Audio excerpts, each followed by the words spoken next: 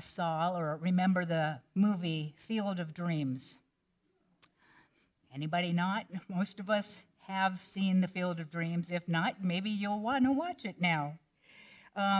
In this movie, Kevin Costner plays a college-educated farmer in Iowa. And while he's out in his cornfield, he begins hearing a voice. If you build it, he will come. At first, Costner's character, Ray Kinsella, thinks he might be going crazy. But as he continues to listen and look at his life more closely, he fears getting old and becoming simply ordinary before his time, as his father had before him when his father had given up a minor league baseball career in order to raise a family and to take an ordinary job. So Costner's character is guided to create a baseball field from his cornfield, believing that if he does so, his late father's hero, Shoeless Joe Jackson, will return to play. The community thought Kinsella was crazy and had gone mad when he built this baseball diamond in the middle of nowhere. And to make matters worse, the farm was on the verge of bankruptcy. Yet, Ray's willingness to step out in faith and follow the voice transformed his life and the lives of those around him. The long-dead Jackson did return and brought other ball players with him. In the end, Kinsella's faith was rewarded, and not only did he save his farm, but his dream as well. So what is this story really about? Well, between that song and my words, just that story, it's about faith. Very good. And faith, yeah, you got that one. I was tough. I'm really impressed. So what I have been doing is faith is one of our 12 powers, or inherent, we were born with these powers that most of us don't even know that we have. Co-founder of Unity, Charles Fillmore, studied the Bible metaphysically, and he looked at all the characters, all the places, all the stories as really a reflection, some part of ourselves. So he studied the disciples, and he recognized that each of them had an ability, a special quality or power, he calls them, that all of us have. And so we can use those. And so for this year, every month, I will spend some time on one of these 12 for two reasons. First of all, so that you're aware that you have a faith inherent in your being. Number two, each power, how you can use it, to apply it, to use it to better your life and the world. So, you good with that? Yes. Okay. So, the definition of faith from Hebrews 11:1. Now, faith is the assurance of things hoped for and the conviction of things not seen. Now, in the book, Power Up Your Life, which is one of the two books that I recommend for the 12 powers, the definition of faith is, it is the power to spiritually know. Spiritually know. That's different than mentally know. There's a different dimension of spiritually knowing. To trust absolutely, not trust a little bit, but absolutely. Faith is to trust absolutely, and to believe with confidence and conviction. How many of you have ever felt like you had lost your faith or were losing your faith in any sort of way, right? Well, here's the truth. You can't lose faith. You were born with it. What happens is it doesn't get developed. And sometimes we have faith in things that aren't necessarily for the highest good. I might have more faith and belief in fear than I do in love, okay? So we all have faith inside of us that can be strengthened and developed. So how many of you would like to have greater faith? Okay. Anybody not? So in the book that I just mentioned, Power Up Your Life, there is a continuum of faith, okay? And it's called the faith condo, okay? Like a condominium. So the first floor of the faith condominium is hope. And the hope is what pulls us out of the basement of despair, okay? And you need to have hope because hope is that light at the end of the tunnel, which gives you just enough belief to keep going and not give up. So hope is the first step, first floor in the condominium of faith. But you don't want to stay in the land of hope because hope doesn't give us the conviction. It's still, there's fear of outcome.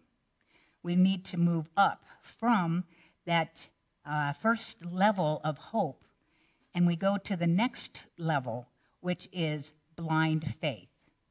Blind faith is when you just believe everything's going to work out.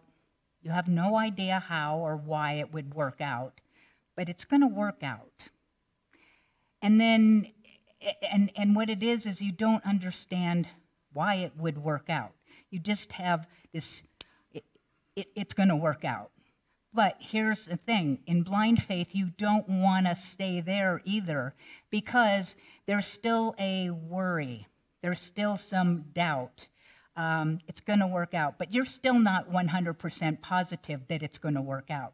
You have to reassure yourself and keep saying it's going to work out, because you don't necessarily believe it 100%. So that's your blind faith. What happens is we go through our lives, hopefully doing some spiritual learning and growing. And in that process, we learn about something called spiritual laws.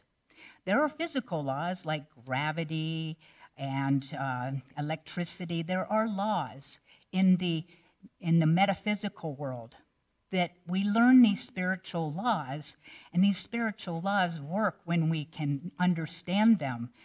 And when I start to have a greater understanding of a spiritual law, then I start to realize there is a law that says, it's done unto you as you believe, okay? That is, for instance, a law. And if I buy that 100%, then I have what is called the penthouse of faith. And that's called understanding faith. So I want to live in that knowledge, the understanding of spiritual laws, that this is going to work because I understand that there's a law that is supporting what I am talking about. This, it is done unto you as you believe. Here's another example of a spiritual law. It's a quote given by Emerson. Everything is energy, and that's all there is to it. Match the frequency of the reality you want, and you cannot help but get that reality. It can be no other way. This is not philosophy, it is physics. That is a spiritual law. So if I realize that matching my frequency vibrationally, energetically, with what I desire, it's going to be mine at some point, because that is a spiritual law. And I want to live in understanding faith. I want to have that knowledge.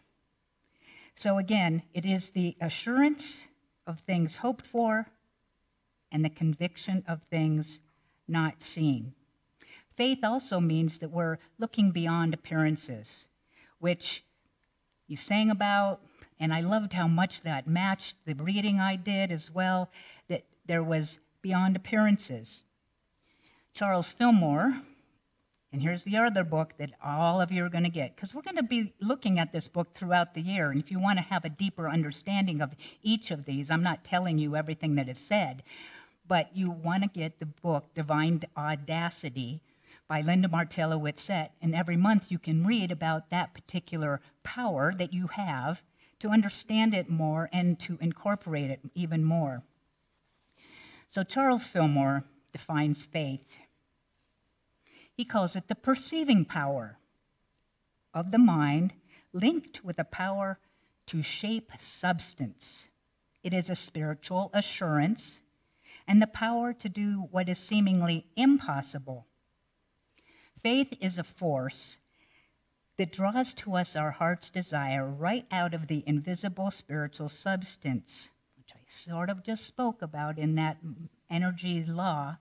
It is a deeper knowing that what is being sought for is already ours for the taking, the assurance of things hoped for. Faith is the power to make the possible, and I'm going to add the impossible, real. Our very sense of reality, listen to this, your very sense of reality depends upon faith. We're going to take this deeper. It is the power that realizes, makes real, the images held in your mind. And when I say realize, it's because you're seeing with real eyes. You're seeing with divine eyes, that is real. You go beyond the appearances. So Linda Martella-Whitsett breaks down each of the powers into three components. So faith, the first component of faith is perception. She says that our faith is based on our perception. Now, how you perceive or see something is actually what you believe about that something. I'm going to say that again. What you see isn't really the thing itself. What you see is your belief about that thing. I want you to chew on that one. That is your contemplation for the week. Realize that you never see the thing itself. You only see what your belief is about the thing. OMG, right? You go, wow, that's deep. And that is something to chew on because everything you see is what you believe it to be. And you don't see the thing itself. Linda Martella-Whitsett says our faith is based on our perceptions. Our perceptions are based on our beliefs. So what is a belief? A belief is a thought I hold to be true. Say that again. A belief is a thought I hold to be true, and you know, the thought may not even be true. So maybe questioning our beliefs. So how important are beliefs? They're everything. Your beliefs are everything. Your world is built on our beliefs. Conscious and unconscious beliefs form our perceptions, and our faith is based on that. The good news, want to know the good news? Yes. You can change your beliefs. Because here's the thing, we're born, babies don't have beliefs. Okay, what happens? Well, the babies that we were are taught, we're conditioned. Don McGill-Weiss says we're domesticated. We are taught what is what to believe, what not to believe, what's good, what's bad. And you think the authorities know what they're talking about, but you know what? They're just giving you what they've learned or been taught. So they're not concrete. They can be questioned. And to understand that I can create a new belief. I can create a new perception, but it takes a little bit of work. So would you like to know how to change your beliefs? Yes. What was that? Yes. Oh, okay. I'm going to give you a couple ways. Number one, there is a class coming up. Yes, this is a plug, shameless plug. It's called Discover Your Divinity. This is hot off the presses. I think it came out 2 months ago. It is a modern guide to affirmative prayer. If you want to have a deeper understanding of what God is from the unity point of view, because it's not what you might think it is, this will shift your perception. You start to read this with a group of people, and you go, I never saw God in that way. And my relationship to God, what is that? And what is this thing called affirmative prayer, and how does it work? This will help you have perhaps a new idea, a new thought, which can turn into a new belief, which creates a new perception and, I'll say, your stronger faith. So this is way number one. Number two, identify what you believe. That takes a little work. Where do you want to have some stronger faith? Where do you have some issues in life? You get to write down, spend some time, you get to say, what I believe about money, what I believe about love, what I believe about women, what I believe about men, what I believe about politicians. You put the word in there, right? And then you write down every single thought you have. You might say, well, I don't know that I believe that. Write it down, because if it's in your consciousness, it needs to be looked at. So once you have written down, here's all the beliefs that I have about, quote, whatever that is, then you rate each one of them. How much do I believe that to be true? Could be a 1, not much, I don't believe it to be true, or a 10. Now you're putting both your positive thoughts, beliefs, and your low vibrational negative beliefs. If it's a positive belief and you have rated a 10, stay with it. But if it's a disempowering belief and you rate an 8, 9, or 10 near that belief that you have realized, oh, that's not a great belief, that's not life-affirming and empowering, well then, that's when you get to create a new statement, an affirmation that is life-affirming and empowering. So now you've got your statement. Not telling you this takes work, but it's your life, and we get to do with it as you will. Or you can do it the easy way and take the class. No, I'm just kidding. You can do both, because, yeah, right? So then, once you have your statement, your life-affirming, empowering statement that you want to believe instead, you say it, you chant it, you say it, feel it over and over and over again. And at first you won't believe it because it's going contrary to what you've been believing. But with repetition, it will get deeper and you'll start creating a new groove in your brain. So you need to, I don't believe it, but if you do it enough times, shift happens. You're quick. And you've all heard the statement, fake it till you make it. How about faith it till you make it? You like that? That's empower up your life. I can't say I created that. Our faith is based on our perceptions, which based on our beliefs.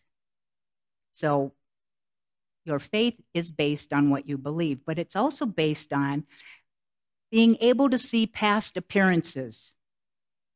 Okay, because the definition again is faith is the assurance of things hoped for and the conviction of things, what's the word? Unseen. Okay, Jesus told us, a great way shower, judge not by appearances. Okay, that means we need to see beyond the appearance. I read about that in the Daily Word. See beyond the appearance and see the spiritual truth and perfection, divine perfection of the being. Divine audacity. She writes, actually it's a quote by Hassman, faith is that quality that makes us, that enables us to look past the appearances of lack, limitation, or difficulty to take hold of the divine idea and believe in it, even though we do not see any evidence of it except in our mind. Through faith, we know with an inner knowing the truth that has not yet expressed in our manifest world. How many people did Jesus heal? You've heard this before, but you're excellent. Good answer, right answer. He didn't heal any, 0, zip. Because when Jesus saw people, he did not see their disease or their situation or their condition. He looked at them and said, you're perfect, whole, and complete. He just saw the divine perfection of each person.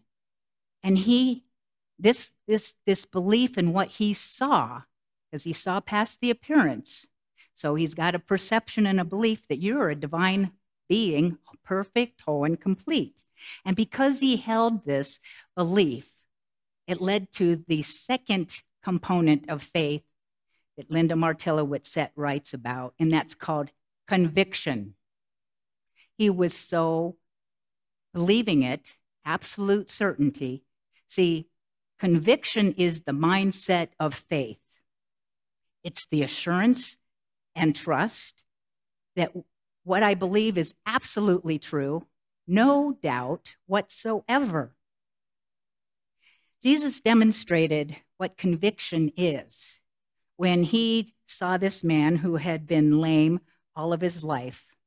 He looked at him and said, "Rise, take up your bed and walk."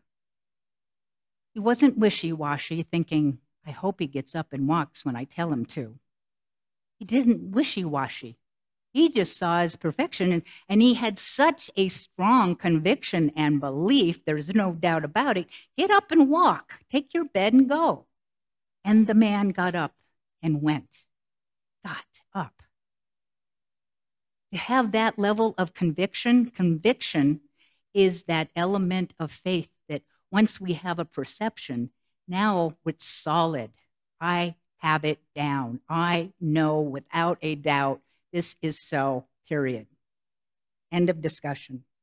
And living in this second component of conviction leads us to component number 3, and that is positive expectancy. Expectancy. Have you ever expected something in your life? Of course you have. That's just part of our human nature, to expect things. Ever expect something to happen and it didn't? And how do you feel? Discouraged, disappointed, let down, maybe sad, depressed. You just go, you know? So there's 2 levels, 2 dimensions to expecting. The first level is expectation. And expectation means that you're holding your thought, your idea on your timeline of what's going to happen and when and how, right? I expect this is going to happen, right? And I might be convicted in that. It's more, expectation is more about wanting to control. Nobody wants to ever control here, so never mind. But it's about wanting to control someone or something. And when you have an expectation, you're not open to anything else. It's this way. And when you have that level of expectation, you can be disappointed, discouraged, let down. The second component, dimension of expecting, is expectancy. The difference is expectancy is having a desire for something to be manifest, but not having a timeline or a demand that it has to be a certain way.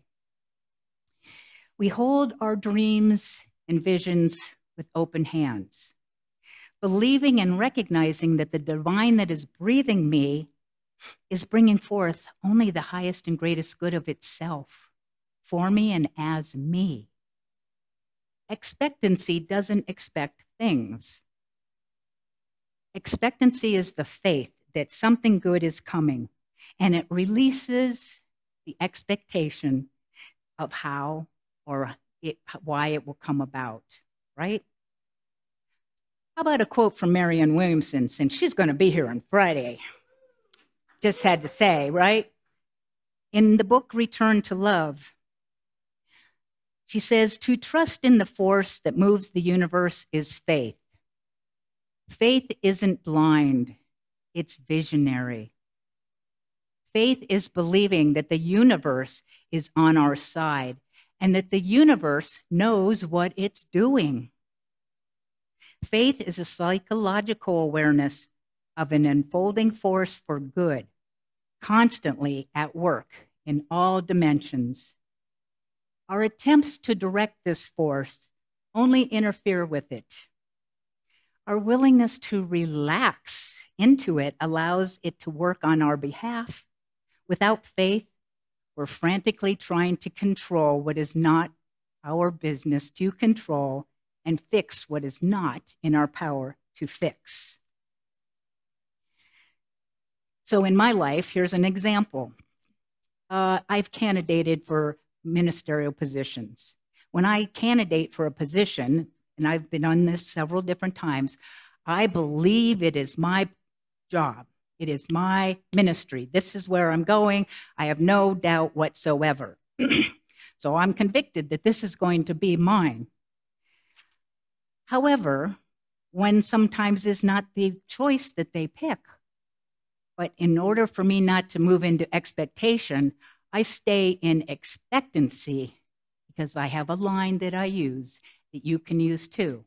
And it's called this and or something even greater. Let's say that together. This and or something even greater. Because that keeps me open. If I say, this is my position and I don't get it, poof, I'm down. I'm going to be discouraged, disappointed. But hey, I guess it wasn't the greatest. And so I'll hold out and it'll be Unity Santa Fe because it was the best. But that is the line you can use for your keeping yourself open for expectancy. Now, I have one more story to share, a great story on expectancy. However, I want to share this. How many of you know what the art of faith is? Art of faith. Nobody. Would you like to know what the art of faith is? Yes. What was that? Yes. Then you'll have to come back next week. I had to leave you with some expectancy. Right? So there's a story, and it's about a community in the Midwest that was suffering a great drought. And the farms were drying up, everything was going dead. And there was a lot of concern and fear. So the minister calls everybody on a Sunday to the town square because they're going to pray for rain. So hundreds of people, all the community comes out to the village square to pray for rain. And there's hundreds of them. And the minister stands there and he looks out among the hundreds of people and he spots a little 7-year-old boy. And that 7-year-old boy is carrying an umbrella. Okay, that is called expectancy.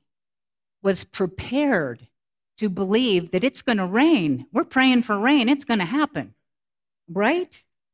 So if we really believe it's going to rain, then we're going to act differently. We're going to walk differently. And we're going to come prepared, even in the middle of a drought. So whatever it is that you would like to have stronger faith in, start to imagine it. Imagine your field of dreams, your river of dreams. Imagine it and start to see it, perceive it as so. Believe it with conviction and remember to live with expectancy that this and something greater is happening for you in your field of dreams or in your river of dreams. And remember to take your umbrella, and so it is.